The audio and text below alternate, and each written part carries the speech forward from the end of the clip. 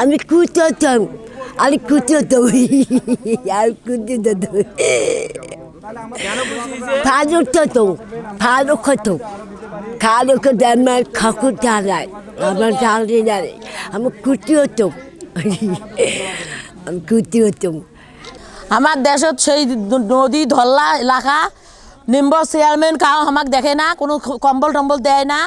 এখন এলাকা ছাওয়া পাওয়া গুলে সবাকে কই বলে বাবা আমার ঠান্ডাতে বাঁচি নে, এখন এখন তাই সহযোগিতা করিয়ে আমাক কম্বল দিছে। এটি একটা ধন্যবাদ। আল্লাহ যখন তাকে হেদায়ত করে আরও যখন আবার যখন দিতে পারে। কম্বলটা পাইছোঁ শীতকালে মোৰ খুব উপকার হয়েছে। মুই কিনবে নাপাওঁ, টাকা পয়সা নাই, মোক খুব কাজে লাগছে। এটা খুব ভালো হয়েছে। আপনারা কম্বল দিয়েছেন, ভালো হয়েছে। আমরা 500-600 টাকা কিনে পাই না, আল্লাহ যেন আরও দিবার দেয়, আরও যেন পাই। গরিব এলাকা, একটা কম্বল কিনবার গেলে 500-600 টাকা লাগে।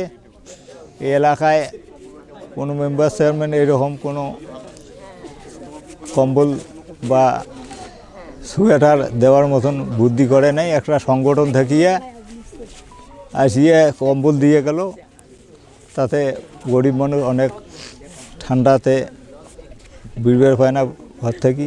এই কম্বল পাওয়াতে অনেক খুশি হয়েছে লোক। আমার টাকা পয়সা নাই, আমার কোনো ভাই স্বামীও নাই, এখন কম্বল ভালো আমরা গাদ দিয়ে থাকবো।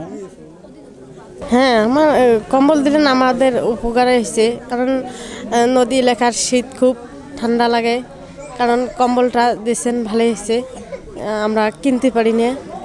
এদিকে কেমন ঠান্ডা, ঠান্ডার কারণে কি কি সমস্যা হয়, আর এই ঠান্ডা কম্বল পাইলেন, এই কম্বল পাই আপনার কেমন লাগতেছে? কম্বল পাওয়ার পর হ্যাঁ বলেন তো। ভালো।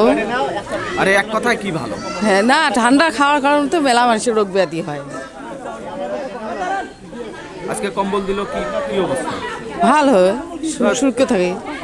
এই শীতের সময় আপনার একটা কম্বল দিলেন, একটা সোয়েটার দিলেন, একটা বাচ্চা পড়বে, একটা বৃদ্ধ মানুষ সেটা গায়ে দিয়ে থাকবে, কিন্তু যখন সে এই শীতটা ওই কম্বলের মাধ্যমে যদি একটু যদি উপশম হতে পারে, তার মন যে কত ভালো মনে হবে সেটা সেই ব্যক্তি জানবে। এজন্য এটা অত্যন্ত সমাজসেবা কাজ, এটা অত্যন্ত ভালো কাজ।